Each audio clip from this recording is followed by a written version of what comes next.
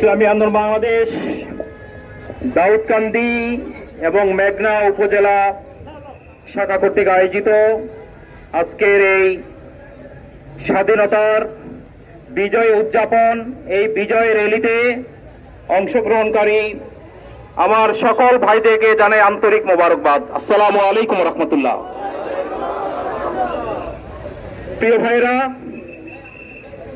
আজকে স্বাধীনতার আমরা 55তম এই উদযাপন আমরা করতেছি। আগামী ফেব্রুয়ারিতে বাংলাদেশে একটি গ্রহণযোগ্য নির্বাচন হবে।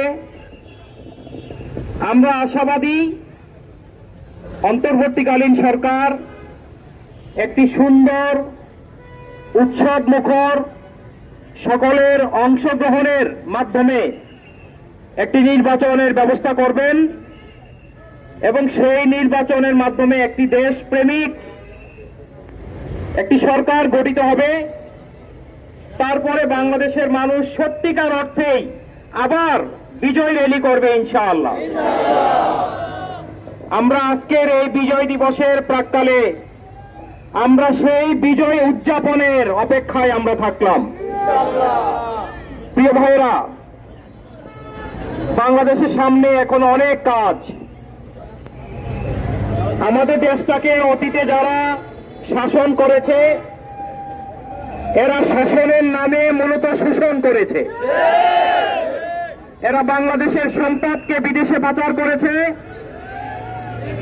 এরা অবৈধভাবে ক্ষমতায় থাকার জন্য দেশের মানুষকে খুন গুমের মাধ্যমে দেশের শান্তি শৃঙ্খলাকে এরা ধূলিসাৎ করে দিয়েছে।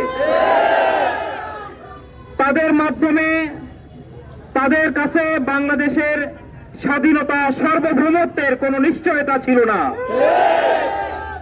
তাই আজকের এই বিজয় র্যালিতে আমরা নতুনভাবে আমরা শপথ নিতে চাই, এই বাংলাদেশের স্বাধীনতা সার্বভৌমত্ব, এই পতাকার সম্মান আমরা রক্ষা করব ইনশাআল্লাহ।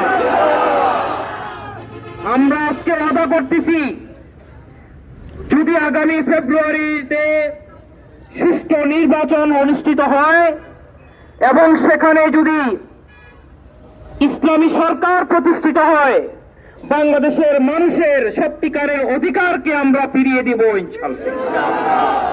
বাংলাদেশের মানুষ একটি দুর্নীতিমুক্ত, একটা শোষণমুক্ত প্রশাসন পাবে, ব্যবসার একটা উপযুক্ত পরিবেশ তৈরি হবে, দেশের মানুষের আয় উপার্জন